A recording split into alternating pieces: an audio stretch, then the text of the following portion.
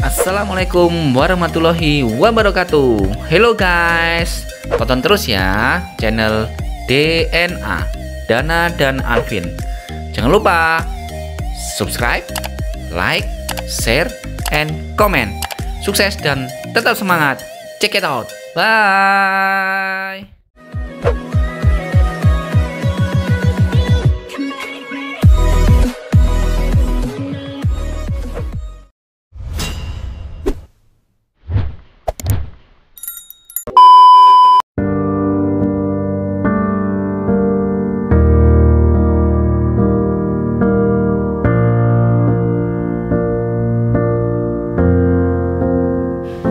Halo teman-teman, kami ingin bercerita sedikit mengenai pengalaman kami untuk menjadi seorang dokter. Perjalanan menjadi seorang dokter tidaklah mudah. Banyak proses dan juga banyak rintangan yang harus kami lalui. Meskipun perjalanannya tampak panjang dan juga sulit pada awalnya, namun dengan ketekunan dan juga dedikasi sepenuh hati, semuanya akan terasa lebih ringan saat kita jalani. Menjadi seorang dokter tak hanya belajar mengenai teori kesehatan, namun kami juga diajarkan untuk menyadari nilai-nilai dan juga dasar kehidupan yang penting untuk kita terapkan nantinya. Perkenalkan, kami kelompok 12 yang beranggotakan 5 orang, yang terdiri dari Mafaz, Aslin, Vida, Lita dan juga Aska, izin untuk menceritakan kisah kami. And this is our story.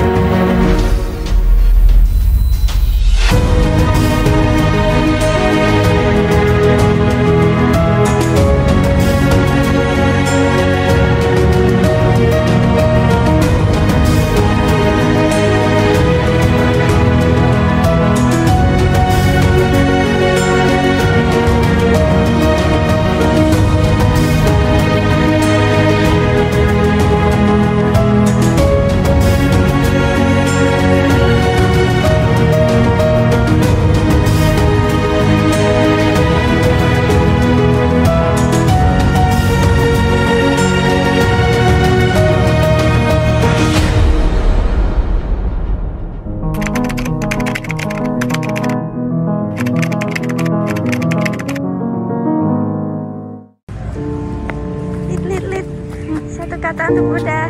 Masya Allah.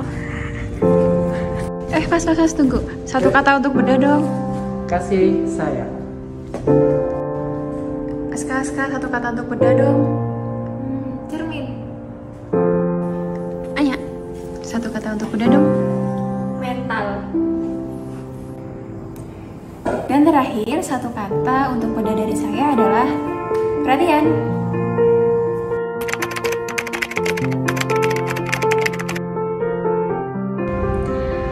Jadi 2 bulan stase bedah itu benar-benar nano-nano. 2 bulan itu bukan waktu yang singkat, tapi juga bukan waktu yang lama tentunya.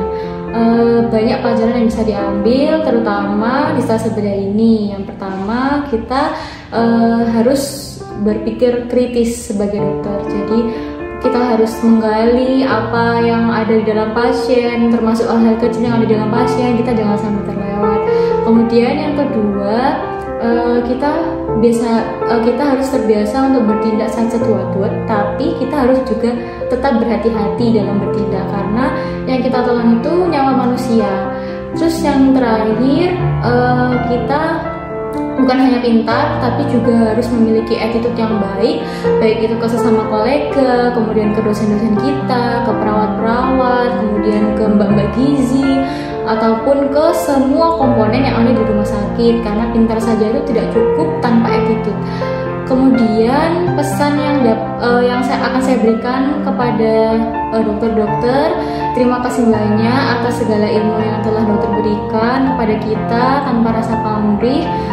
Tujuan dari itu semua bukan untuk apa, tapi untuk membuat kita menjadi dokter yang lebih baik, kemudian lebih berguna untuk pasien.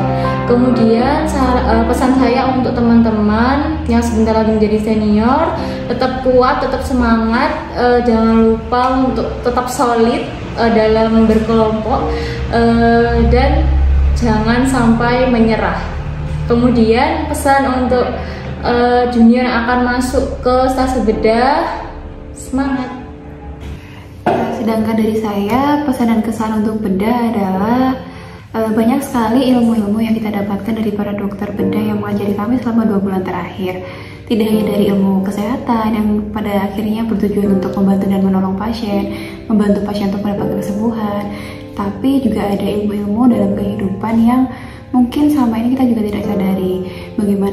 Seperti bagaimana cara kita memperbaiki diri, cara merefleksikan diri, bagaimana cara menghargai diri dan juga menghargai orang lain, dan juga bagaimana cara berkomunikasi yang baik dengan orang lain. Contohnya ya, kita berkomunikasi sehari-harinya dengan pasien.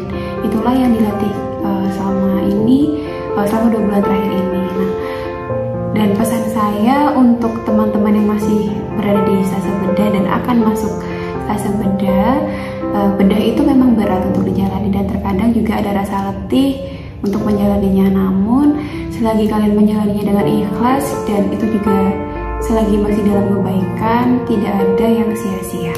Dan selalu tetap semangat menjalani kehidupan di stase bedah dan jangan lupa makan. Semangat teman-teman. Kesan-kesan saya selama di stase bedah, kesannya adalah saya dilatih untuk lebih baik lagi dalam bersikap. Lebih baik dalam hal ini, saya dilatih untuk lebih bisa mendengarkan orang lain, baik itu mendengarkan keluh kesah, mendengarkan pendapat, masukan, saran, dan kritikan dari orang lain. Masukan dan saran itu dari banyak pihak selama di bedah. Yang pertama, masukan dan saran dari para senior di bedah, kemudian dari teman-teman yang sudah melewati stase bedah sebelumnya, kemudian masukan dari teman-teman kelompok saya, masukan dari junior-junior saya, yang sifatnya itu sangat membangun untuk saya ke depannya, sangat memperbaiki diri saya ke depannya. Kemudian saya sangat berterima kasih kepada para senior di bedah. Terima kasih banyak dokter, karena dokter-dokter tidak pernah lelah, tidak kenal lelah mengajari kami selama di stase bedah. dan ilmu-ilmu yang diajarkan itu tidak hanya ilmu eksak, tetapi ilmu tentang kehidupan, ilmu bagaimana berinteraksi dengan orang lain, bagaimana cara berkomunikasi dengan orang lain, baik itu sejawat maupun pasien ataupun senior, bagaimana cara bersikap yang baik dan benar. Terima kasih sekali lagi dokter-dokter.